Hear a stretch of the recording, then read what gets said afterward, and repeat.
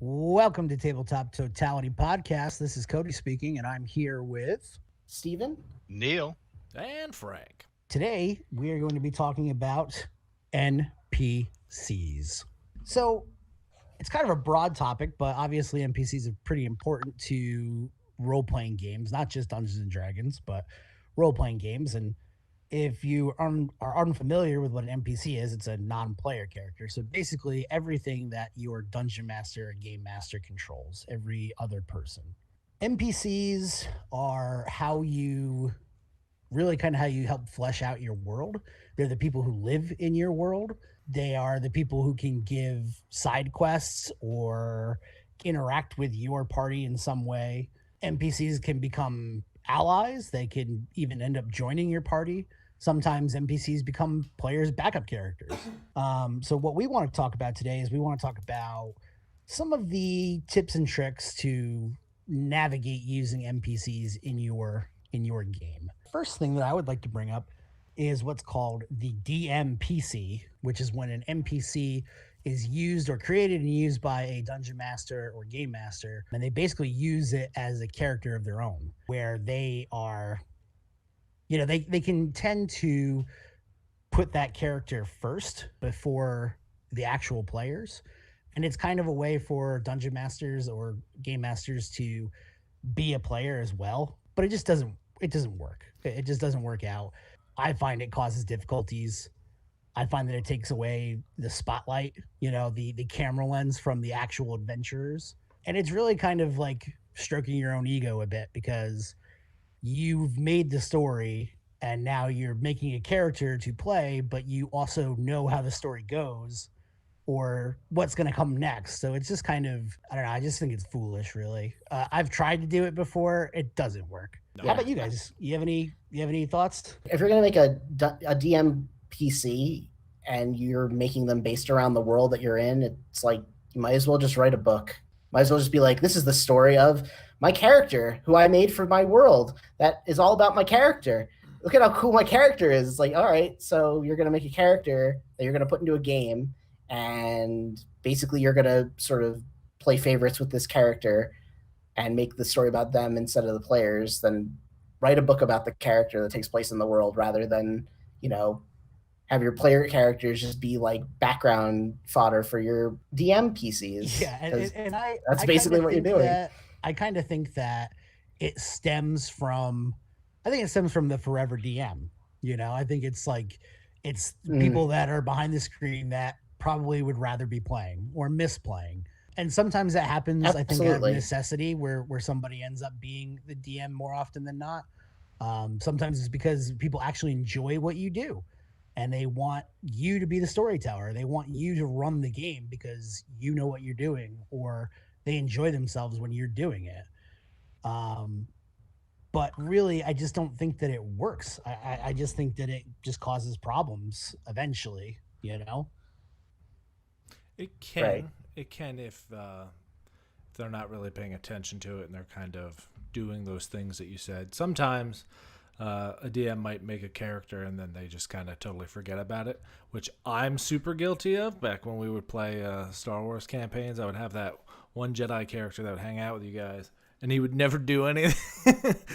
And then randomly he might pop up for 2 seconds in the middle of a story and then kind of run off again, and you guys were like, whatever.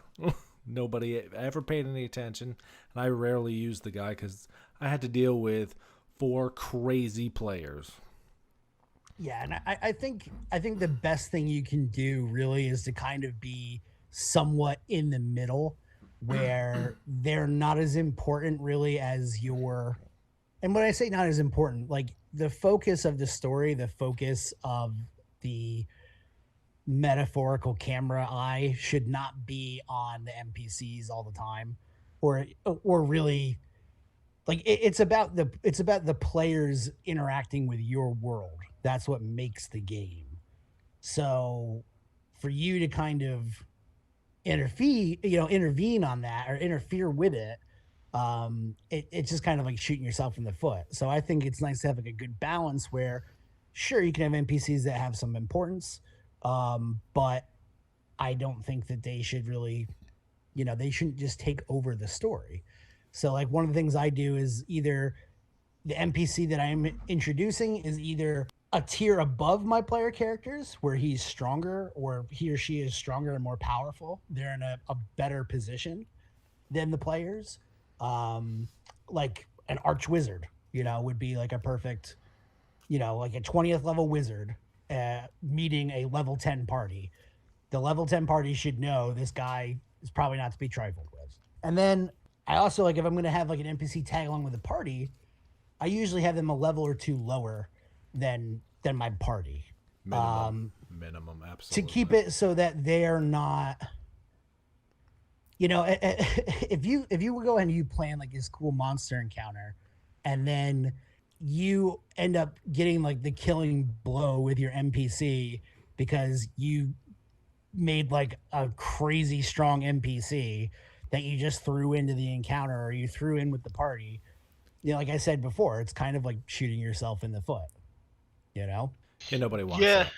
yeah. So I think it depends on your party dynamic. Like, I agree, a DM should never be playing a character the same way that they would play a character if they were not the DM.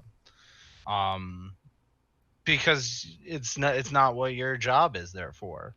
As the DM or the GM, you're creating this world, you're creating this atmosphere to allow these people who are your players to interact with it, not your own character. Do I think that takes away, like, if it was, I mean, when I first started playing D&D or a lot of these things, it was me and one other person. So what we would also do is we would both make characters, but we would take different turns DMing. And I mean, I know we've done that as a group. It depends on what type of camp. Like, if you're just doing a sandbox, it's really easy because there's no overarching story. One night or 1 week, it's this person's idea of the story, but their character kind of takes a back seat. Like, they're still in it, they're still fighting, but they're maybe not making decisions for the group, right? And I think that's where that breakdown comes as the DM. You can't try and make decisions with your character to make to allow the party to have an easier time. You know what I mean? You got to still allow them to Yeah, troubleshoot, if you will. shouldn't solve the problems, Yes. or you shouldn't, like your story in your world. There's probably some sort of conflict. It doesn't have to be violent, but there's probably Yeah.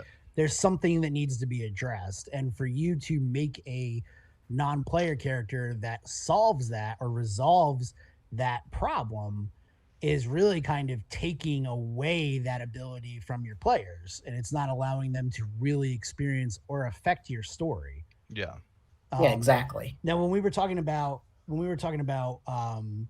switching up DMs or playing with limited amount of people, I've done the same thing. I remember when I tried to get some of my cousins to play, I used to make a character to kind of help guide them a little bit, because they were new, and Yes. I feel like that's a very big difference between doing that and trying to sneak in a character so that you can play and DM at the same time. Oh, yeah.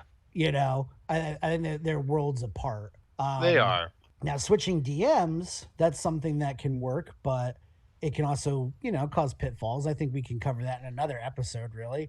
But the one time that it really did work pretty well for us is we basically said that there's a timeline, there's 100 days, and at the end of the 100 days, a Tarask is going to show up and it's going to try to destroy the world or destroy our world.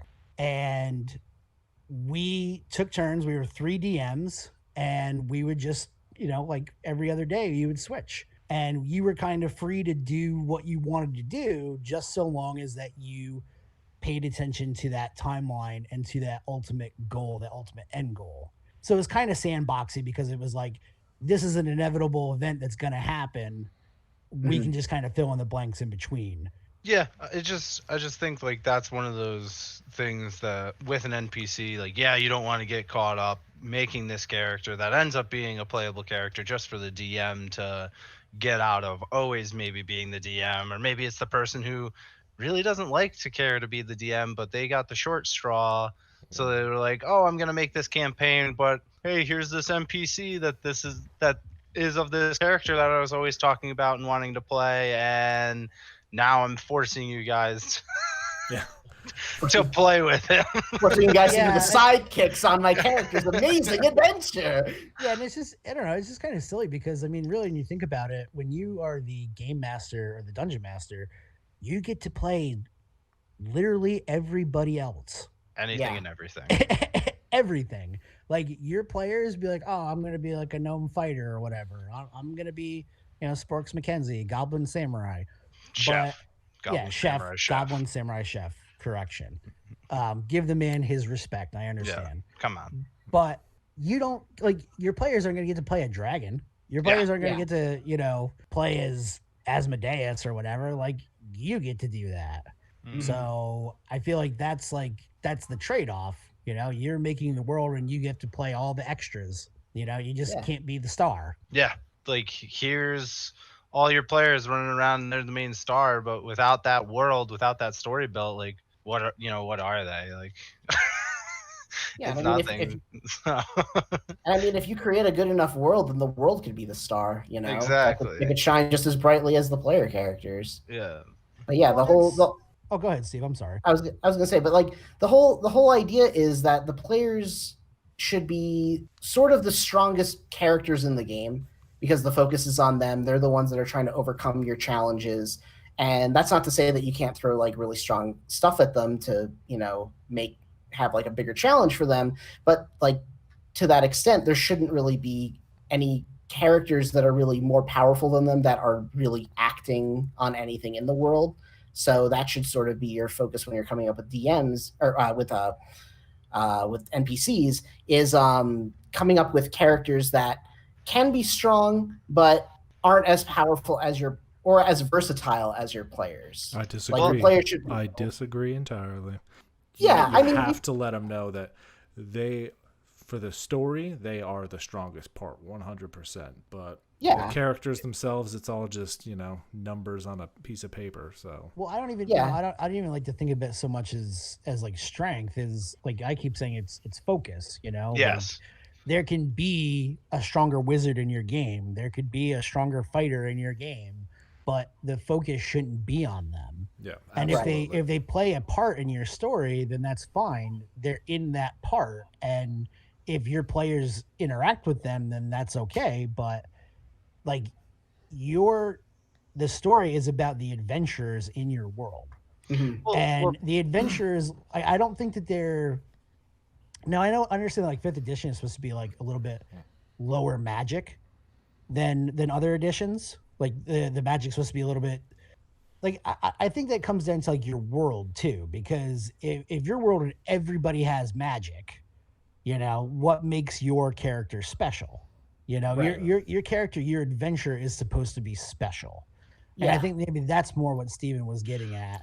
was Yeah, that that's kind of more what I meant. There has to be something that sets them apart from the regular run-of-the-mill society. Absolutely. Exactly. Yeah, Yeah. that's Well, I what think meant. I feel like that what we're really talking about there is the overarching drive of the characters, right? So an NPC shouldn't have the drive to want to solve this overarching theme, right? Because only your heroes are really trying to do something about that, and not everybody's a hero. Or they may You want know. to, but they don't have the resources like the players do. Exactly. So this is where you can play with maybe, all right, you're just doing a little side quest and there's a pit fight or something that people can be a part of. And one of your players goes, hey, we have a night off. I'm going to join. I'm going to enter this. Or, there's a strongman competition and it's a festival and it's one of the down times. Your players decide we're going to all enter this. It's going to be really fun.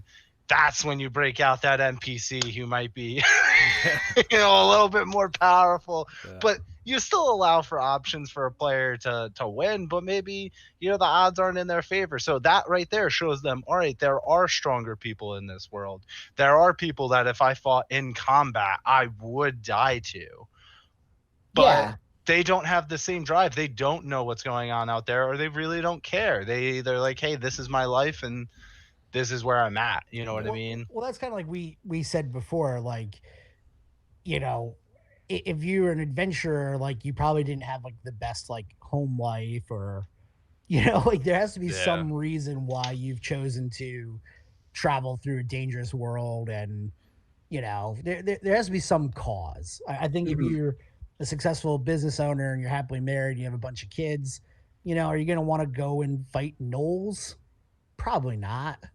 No, you'll pay somebody for that. Right. So, well, my one character, Fonkin, when his oldest child, I think he had 52 or 58 kids. A lot of kids. Yeah. So when his oldest finally, got out of the house, he decided, well, it's time for me to go out into the world once again. And then he went out the door. Yeah. He did die a terrible death, but that's all right. It was terrible. But It happens. Yeah. He lived a good We life. all died.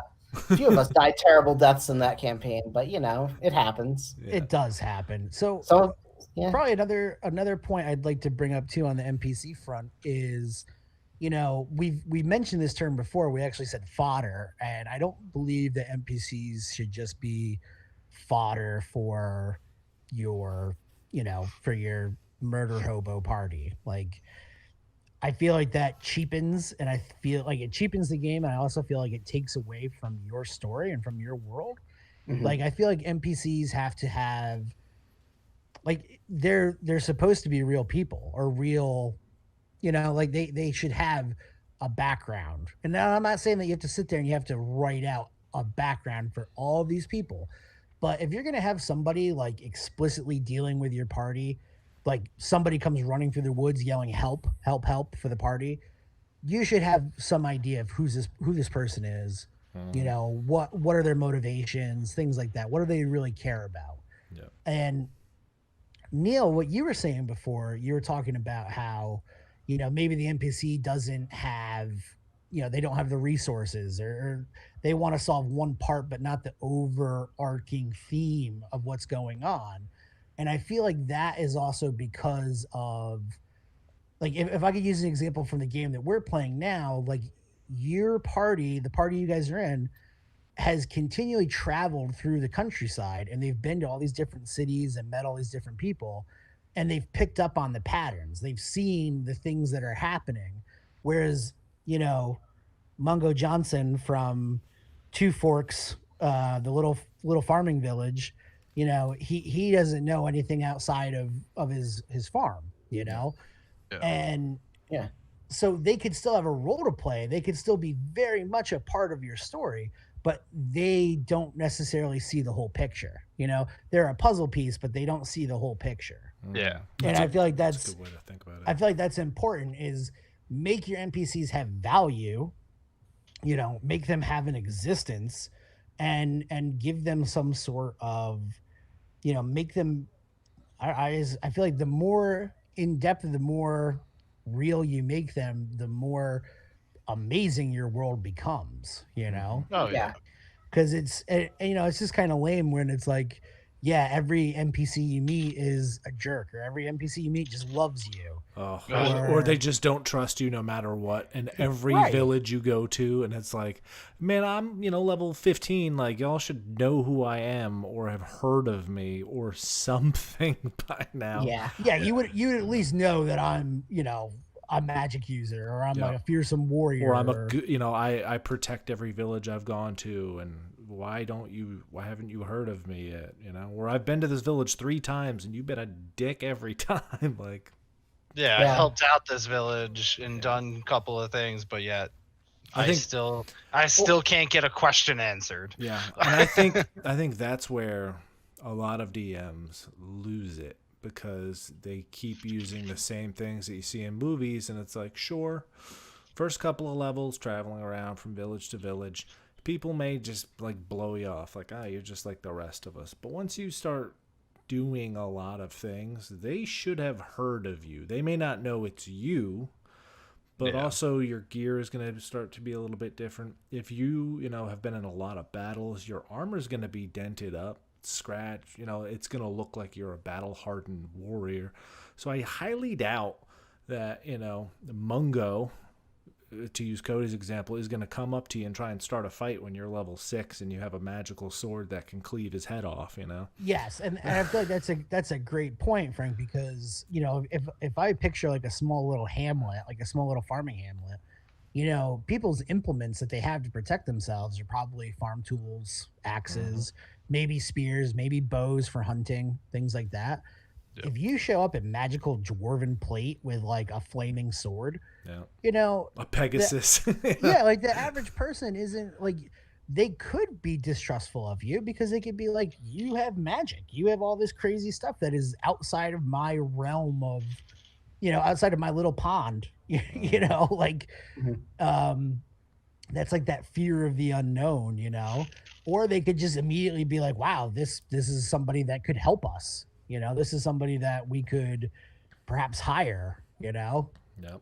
Especially when you have a wizard or somebody doing some crazy stuff, or like I said, you have a Pegasus, something like that people are going to say, all right, we can trust them, let's go, let's get their help, let's do this stuff. And they're just going to probably approach at that point, like they're going to hey, we who are you? I'm blah blah blah from etc. So eventually you do have to give up on a lot of the cliches that you're going to see in movies and whatnot. And every time your characters go, like your players go into a bar, you don't need to have a bar fight.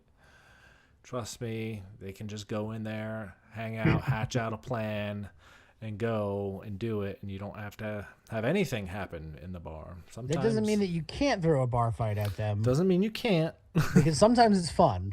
Sometimes. Yeah. It can be very interesting. Yeah. Until they, they go in there, nothing's happening. They decide to burn the place down with everybody in it, and one of them's a paladin. Anyway. Yeah. Anyway. All right, so I was going to say, like, going off of what Cody was saying about making NPCs, not making NPCs feel like fodder. It's sort of important to have like some NPCs like locked away. And a tip that I heard about creating NPCs that I thought was really interesting is like, so a very simple way to make an NPC is you come up with a name, you give them a personality, like a very simple like one-word personality, and then you give them like a defining like physical trait, and that's it. And then you build from there. And that's I think is a really good and simple way to have a whole bunch of NPCs in your back pocket to just pull out at any point and just use them. And it makes them feel, unique, and you can do whatever you want with them after a certain point. Like they could be distrusting at first, or they could be scared of your characters, or they could love your characters and grow to hate them when they find out what jerks they are or whatever. But it all depends on how you play. Part of the job of the GM is also to play off of your players and sort of make your NPCs act accordingly towards how your characters treat them, how your players treat them, and how they form like a bias towards or against your players. And that's kind of an important part of it too, is just doing that. No, Yeah. I think you brought up good points, and I think the like that little cheat sheet would be very helpful, especially if you as a game master or storyteller, whatever you want to call it, for whatever game you're playing, if you struggle with coming up with things on the fly, if you're not very comfortable with the improvisation aspect of it, that is a great way to really kind of cover your ass a little bit, to have like your folder full of NPCs, to help you out. Yeah, I mean, I'd even argue, not every NPC needs to be thoroughly thought out. Like a lot of people put pressure on, oh, I need to make sure this NPC has, everything thought out to it, and it just sometimes I always felt like sometimes I just roll a die. All right, it's put the races on what it is. All right, it's a halfling, and we're just gonna run from there and just see what happens. Yeah, and sometimes best NPCs. Exactly. I was just about to say that. Exactly it. Yeah, some of the NPCs that I've just like completely pulled out of thin air are the ones that my players are like, can we go back and see that person? Yeah, and you're like, oh geez, like that's when it gets to you. But like sometimes that makes like that non-pressure, or I need to make a really cool NPC, and you're working on it and you do it, and like it still can come out really cool. And I'm not saying every NPC should be done off the cuff, But don't be scared to just, oh, they want to interact with somebody random. All right, I'll give them somebody random. You know what I mean? So it's one of those things that, as you know, as that storyteller, you have a lot of other things that you can spend your time on than creating every NPC possible, to make sure everything's flushed as a story. Yeah, and I think Mhm. that's a big part of I think that's a big part of your role as the dungeon master or the game master is when you're telling this story, you don't have to tell everything. Yeah. And I feel like that kind of helps. I feel like that helps get players more involved, and it could also lend like a little bit of mystery, like to like your NPC even, where you don't explain everything about this person. You don't Yeah. really have to give away all of their motivations. You know, Hmm. this person is interacting with you because they need something from you or they want something from you, and it could be something more than that. It could be just that, but you don't have to give everything. And that's something that I'm having a lot of fun with in my current game because I'm playing around with different time ages of my world where my player characters are interacting with things from different times, and they're kind of piecing together the events of the past, you know, and that's a lot of fun. And I think that it's a good thing you can do with your NPCs is maybe not have them just be so forthright with all information, you know. You shouldn't just like every village you go to, like the same type of NPC comes running up and just gives you a rundown of Yeah. everything that's going on. Well, the castle over there was built in Yeah, 1862. exactly. Yeah, evil wizards. Now, the first guy that came in there was Archduke something something, and then they go through the whole lineage, and it's like, all right, okay. Most people don't care, and if they Yeah, do Yeah. care, you know, they'll ask questions, and then you can make it up on the fly. You and don't have to it's know just easy everything. enough to just go, hey, you know what? Yeah, this guard that you interacted with at the fort, yeah, he was a real dick, but his father is a very important noble in the town.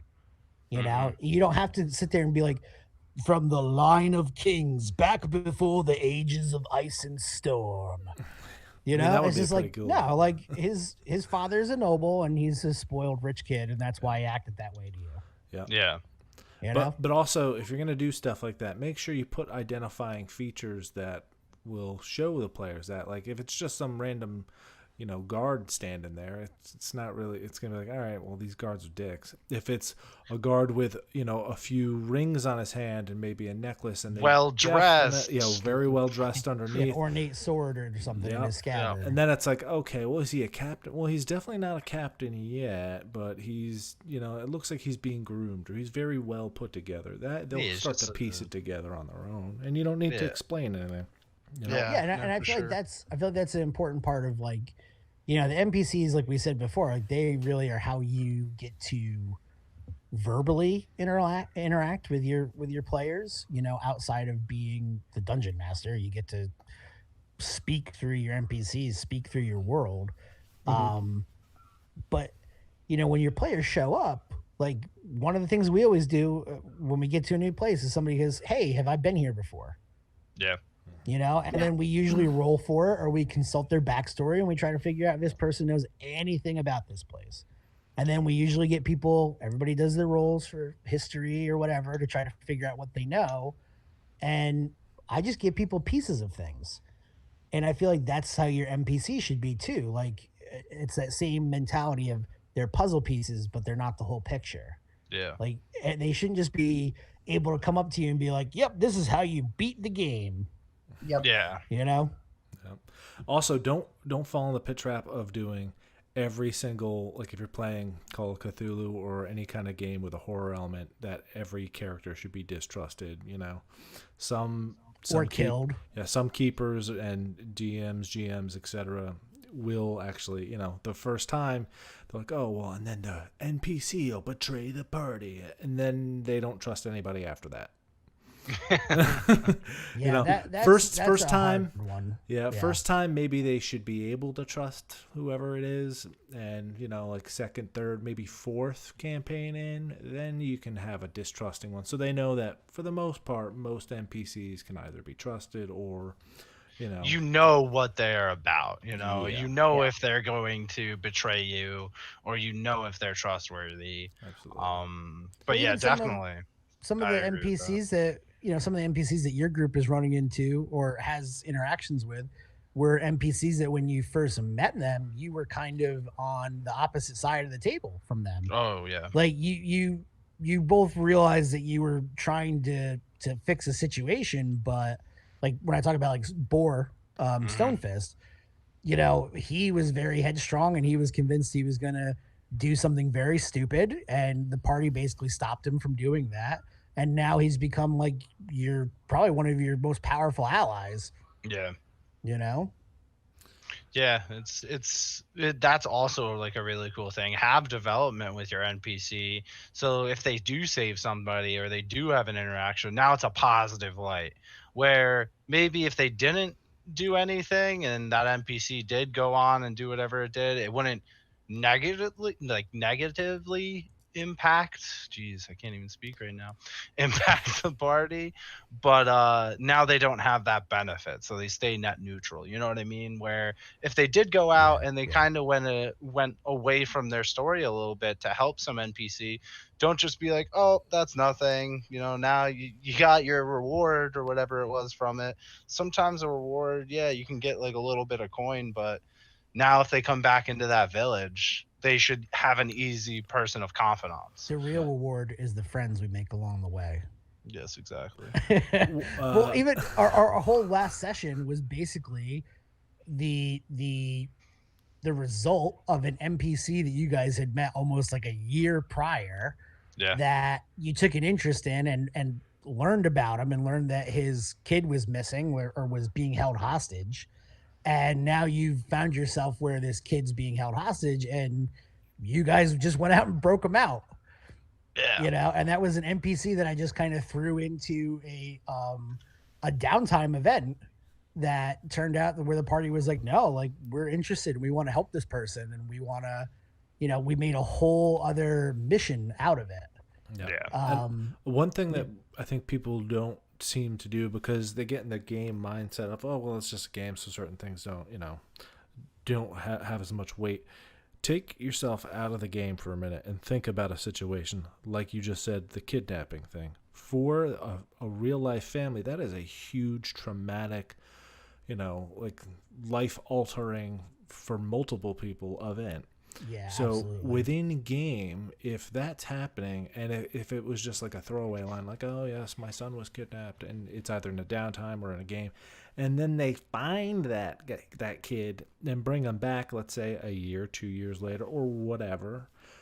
Even though that may seem in the game like a small thing, because well, there's this big overarching campaign, like that word's gonna get around, man. People are gonna be like, "Yo, those guys," and They'll you be know, more trusting. It yep, gives you that easy footing as a party to gain allies. absolutely. Well, And it's the policy of winning hearts and minds. Yes. It's getting your boots Mhm. out on the ground and going to a village and being like, "Hey, we're gonna fix things." And I'm gonna give a shout out right now to our buddy Chris. But when he plays a cleric, like basically every time we show up somewhere, he's like, "Okay, I'm gonna go find sick people, or I'm gonna go find somebody that's wounded, yep, or I'm gonna go see what church or temple I can go help out in." yep. It's the little things that carry the most weight, because I find, with work and stuff like that, a big problem is a problem that, everybody can kind of put their head together and you can usually get over it really, with some struggle, but you'll get over it. But it's the little stuff that's going to slow you down the most. And then that, usually you learn the most from either failing or succeeding at those little things. And that's the same in, events like this. Even though it's a small thing, these events, a kidnapped person or what have you, or, revenge, etc., those things are going to be very impactful on the world. And also, to add on to that, a good thing to do would have like traveling bards and stuff like that. And that can help get the word around too. And even hirelings, like they're going to talk about you after you let them go. Yeah. And Yeah, they and should. that's the other thing is, we didn't mention that, but NPCs is, like hirelings, just because you are a wealthy adventurer or you're brave or you can cast spells like doesn't mean that somebody's going to let you just abuse them or Yeah. or talk shit about them. And like I've always kind of kept that mentality of like loyalty, or like if I determine that an NPC is an ally of my party, I always, as a dungeon master or the game master, try to maintain a count on their loyalty. And depending on what players do, depends on whether or not that NPC is going to help them or going to stick around, And I feel like that's a good system because it makes them more, I feel like it makes them more real, Yeah, and absolutely. that's a point that Frank had just made about, like we said, like, with the missing kid, like, yeah, that's a huge life altering traumatic event. And like on the bigger scale, if you're talking about like the end of the world or you got some crazy scenario like Tiamat's gonna come back or something, like yeah, I get it that the players are probably more concerned with that, but when they show up to that little tiny town and they meet that family, like that's that family's world, you know and so I feel like that's important to kind of, you don't have to flesh everybody out, every single person out, but you should try to put them somewhat in at least a realistic setting. And even if that sounds odd because you're playing a fantasy game or a make believe game, but it lends to, I guess, like the credibility of your world, you know? Yeah, Yeah. And for also, sure. like let's use D&D for an example on this one. I give a peasant a gold coin. Like, whoa. For real. If you really think about that, that is huge. That's a ton of money for a peasant to have. Yeah. And then, whereas like, let's say in like a Star Wars system, like credits, like everybody deals with credits, it's more or less kind of designed sort of like today's day and age, like, the quantity is really going to have a huge shift, but giving somebody a ship, that's a huge move. Like, now that they can do all sorts of different things and they don't need all those things. And thinking about how small things not only will impact the world, but can also add flavor and even help the PCs later. Like, there is a lot to keep in mind. You don't have to put it all on your plate and think about everything, but small acts like that should carry some weight. Should carry some weight, just maybe not in your overarching storyline. Like, it's not going to stop Tiamat from coming back because you saved this kid. Yeah. Glenn the hobo comes out of nowhere and hits him with a stick, Yeah, and Tiamat's out of there. She's just banished to another realm in prison. The hobo stick of banishment. Yeah, complete with like the polka dot little, handkerchief with like beans in it. Yeah, and but it also should aid your characters with dealing with another town's NPCs, or maybe you do get this back and they're like, yeah, anytime you need a place to rest, you have my place, and you also got my cousin, Gefilta down the road. Good old Gefilta. And he'll let you stay there too, and maybe that's the next town you're going to. Good old bowl of soup from Gefilta. Yep, exactly. Yeah, being able to go to another town and they already have something set up, like that's huge too. Or they give you a note, like, bring this when you go to the next town. Bring this with you. Find my cousin, and they'll house you.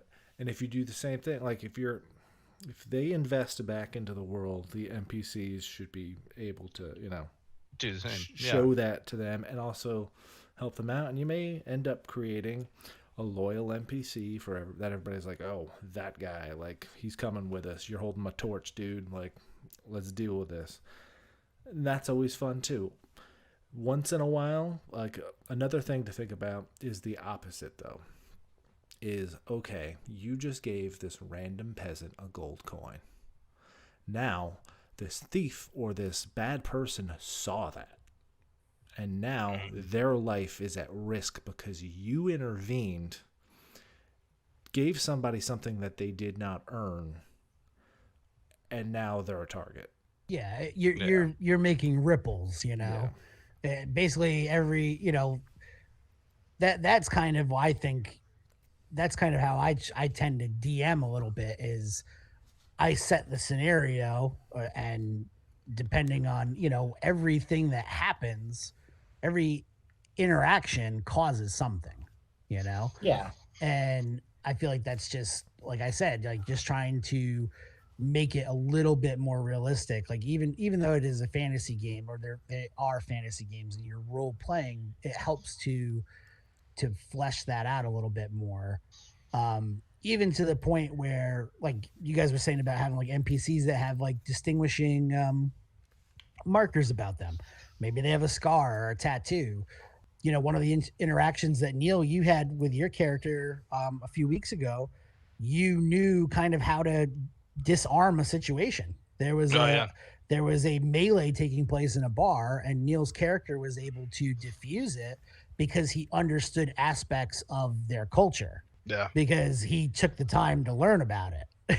As a character, he took the time to learn about it.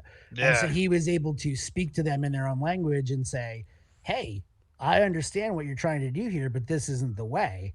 And really stopped a lot of bad things from happening. Yeah.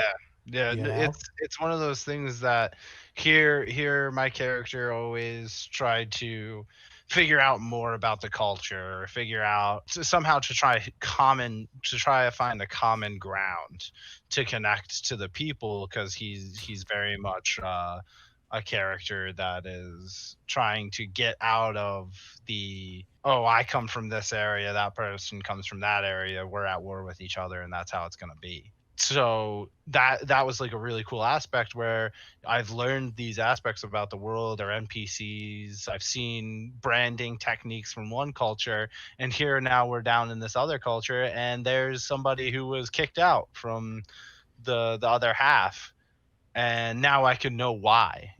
And now I had that understanding. That was kind of where, like, you get that payback for doing the little things in the worlds, because now you know. Yeah. The more That you was a know. real.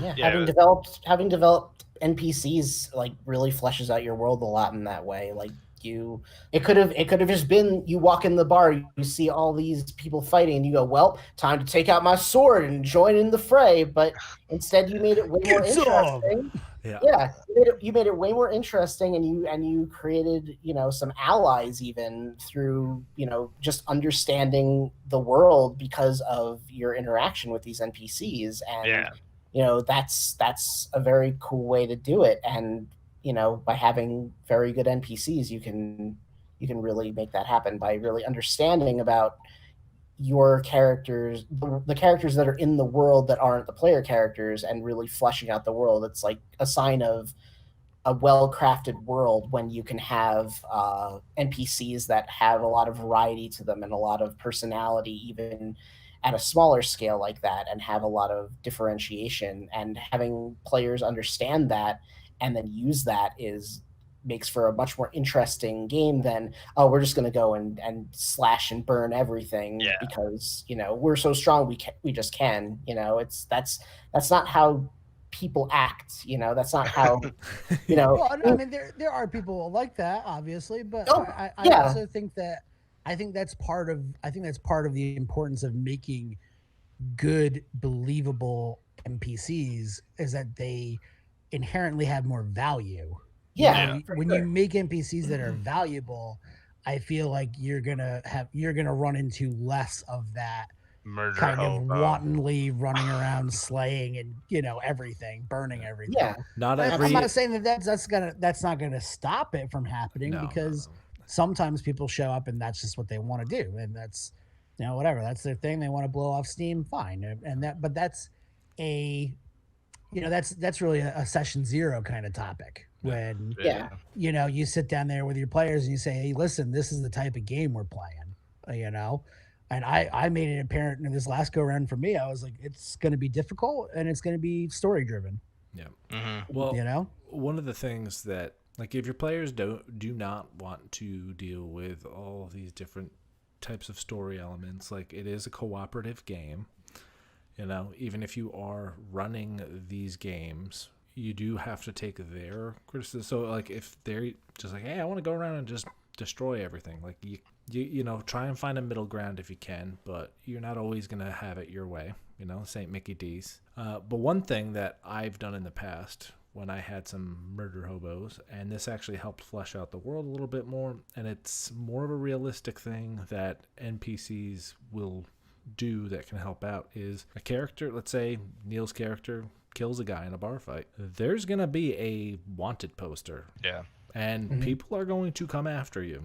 Yeah. You know, and that should not be, you know, denied. Like, too often in these games, like, people forget that there are consequences for the player's actions, even though it's just an NPC. Right. Yeah. Well, Yes. Yeah. And I feel like that is a, you know, that's a furtherance of our whole argument that we're saying is like, you don't have to get down to the nitty gritty of every detail, but making these NPCs a little bit more believable, a little bit more valuable, you know, so that when you get that player that wants to, hey, I want to go run through the countryside and just burn every village I come across. Okay, well, you can attempt to. Yeah. You know, but here's the things that are going to happen afterwards. Yep. The Yeah. lords of the land are not going to let you just do that. Right. So When they they're call coming. their banners and they come ride you down with 500 knights, you know, that's what you get.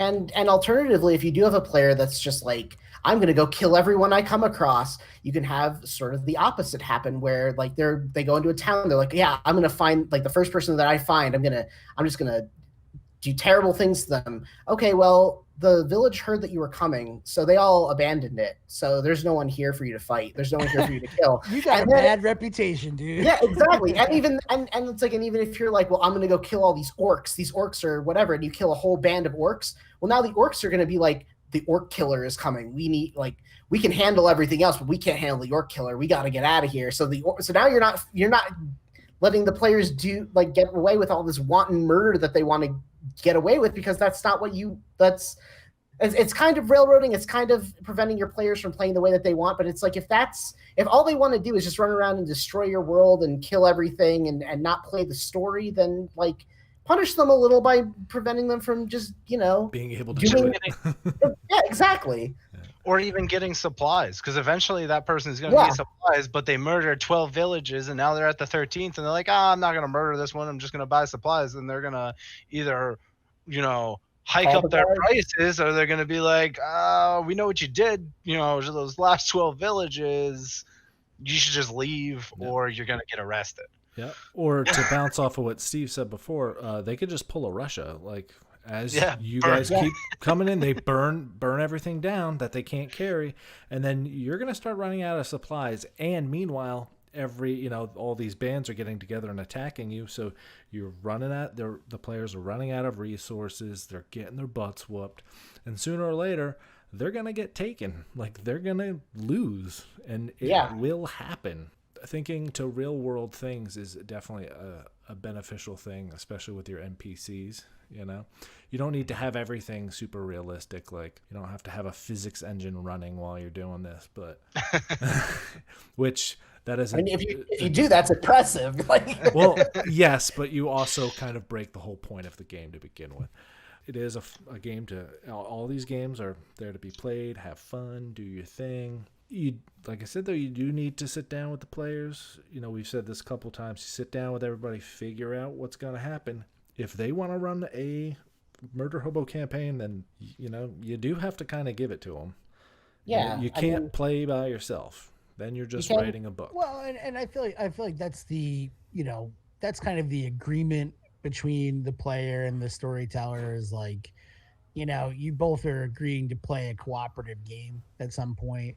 But you should never let somebody, you know, like, if there's like one player that wants to run around the countryside and just be a menace. Oh, take them out. And like, it's ruining the fun of the rest of the group. Like, you know, they have to cooperate a little bit too, you know? Yeah. And that's why I feel like it's very helpful to, like we said before, have that session 0 to say, this is the style of game I'm playing. This is the world I've made.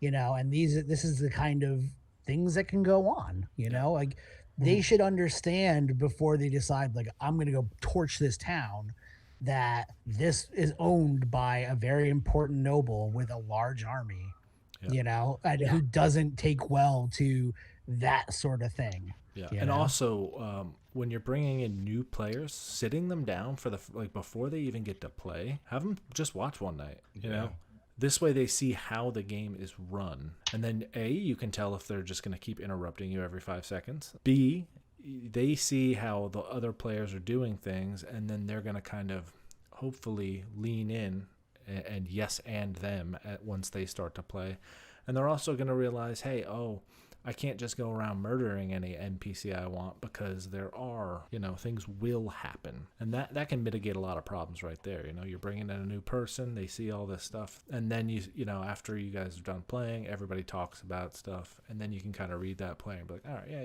you can come in and join us now, and then they have their character ready, and then they'll interact with the world correctly. Yeah. And not so much be that one, rogue player that's going around just trying to kill everything. I mean, or they won't act correctly, and then they get punished, or then they get punished for it. Like you gotta understand the people of the world that you're playing in, and you gotta understand what the rules are, and because that's the whole thing. NPCs create the rules of the game, of the world. They're an extension of the GM, and if the GM wants to play the world a certain way and wants the people of the world to be a certain way, then they're going to be that way. And if the player characters can't understand that, or they refuse to obey those rules, then there's going to be consequences. Yep, and there should be. Yeah, and I feel that, I think that goes back to, in one of our earlier podcasts, we talked about, like, you never want to make somebody uncomfortable, or, that goes both ways, for the dungeon master, the game master, and the player. If you're going to play a very realistic medieval war torn place, medieval warfare was awful. And some of the things that they did to, what they did to their common folk was even worse. I guess the biggest overarching thing that we're all kind of saying is, you create these tropes with your NPC. It's like, across the board, and there's things that you should really look into carrying through your world, because that's gonna what like kind of dictates how your player characters interact with your NPCs. So it goes to that whole thing that we were talking about before, where I was playing a character, I knew this aspect, and now we met NPCs in a different area who were going to act the same, but it was going to hurt them now in this area, and they wouldn't be respected. But I could easily reason with them. And I think that's aspects like, you bring out these NPCs, and your party meets tens of hundreds of NPCs, you know what I mean? And granted, out of maybe all of those tens of hundreds, they maybe remember only 10 of them, because they're highlight NPCs, but they're all gonna paint a similar picture with those puzzle pieces, right? And that's kind of what we've all talked about, and that's just always something I feel like I've kept in mind. I know you guys have also kept it in mind anytime we're running a situation like that. We're gonna make these NPCs, but we're gonna have this overarching theme that carries through every single one of them. Yeah, it's a little different, but that's the best way to do it, I think. Yeah, and also making sure that they're made for the type of game that you're playing. So if you're playing like a Dungeons and Dragons or a legendary adventure or anything like that, make sure that they are medieval based, or like that they do live in the world. You wouldn't have a Star Wars style character living in that kind of environment. It wouldn't make sense, Then the same if you're playing a Star Wars game or playing Call of Cthulhu or anything like that. You're going to be set in an era, so make sure that they live in that era and they're not pulling out, movie references every 13 seconds, because that can get kind of, at first it's kind of funny, but then, there's only so much Back to the Future you can take before you do end up killing the NPC or something terrible like that. Yeah. So making sure that, it's a balancing act, just like anything else in any role-playing game. You have to give and you have to take. You have to yes and each other. You have to, work together. It's the only way any of it's going to happen. And NPCs are going to outnumber the players. They're going to have a lot to do in the world, but that's how you're going to tell the story. You're going to show them. You're going to tell them. You're going to influence the parties. You're going to do things. As a game runner, as a storyteller, use them. They are one of the best tools in your toolbox. You don't need to be giving away fancy equipment. You don't need to be doing anything crazy. All you literally have to do is just have cool characters. They don't all have to be cool. Some can be really boring. Really lame. You just need to have a diverse cast, and you don't need fancy voices. No. You know? Not all of them have to talk like this. You can just use your normal voice, man. I really hope not all of them talk like that.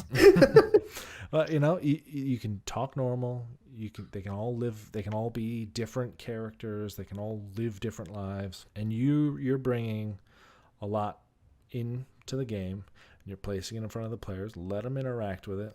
Let them succeed. Let them fail. Have a good time with it. They are your best tool in your toolbox, hands down. Oh, yeah. Absolutely. All right. Yep. Well, I think that about covers everything. Does anybody else have anything they want to say about NPCs? I think we covered it, man. You're going to have your bad and your good, and just have fun. Yeah. Now, there are hirelings. You can hire NPCs to help. Usually they're going to come at a cost. If you're going to have hirelings or something like that, the party should be giving them a cut of whatever they're going after. They're going to ask questions. I'm not down for, some people want to get super realistic, super nitty gritty. Sure, cool, go for it. There is no need for you to be paying a death tax if they die, like for real. Hey, it depends what world you got set up, man. Well, here's the thing. If you're going to do that, it should all happen before you hire them. Yeah. So they give it to their family. All right, anything happens, like that's a retainer right there. Yeah. If daddy doesn't come back, or mommy doesn't come back, or whatever. Or your child doesn't come back. Or your kid doesn't come back. At least it's covered, in some way. Yeah. You don't need to be doing any of that crazy stuff. If you give them a cut, like, all right, 10% of any major treasure we find, that's yours, or something. They're a part of the group at that point. And that's where that loyalty count that Cody was talking about. He does a really good job with that. He's done it with several of our NPCs, who are traveling with the party. To a point, they're only going to take so much shit. And then if they're getting questioned or somebody gives them better money to do something, they're going to go for that. Because they're like, what am I really getting being with these people? They treat me like trash and just make me shovel manure all day. Absolutely. Yeah. And another thing that you need to take into account is if you do have an NPC like that running around, I don't advocate stealing from parties and whatnot, but if the parties are being really disrespectful to them and they go to sleep and they're going to leave that night, they might take a horse, they might take a chest of gold, they might just jet. And I agree. It would really suck if they couldn't find them. And they just hear stories about this guy came in with his horse and the horse was really well behaved. There's a huge chest. He was just handing money out. Like, he warned us about you. Yeah. Like, oh, snap. Like, now maybe you have to convince all these NPCs that no, that wasn't what happened. Yeah.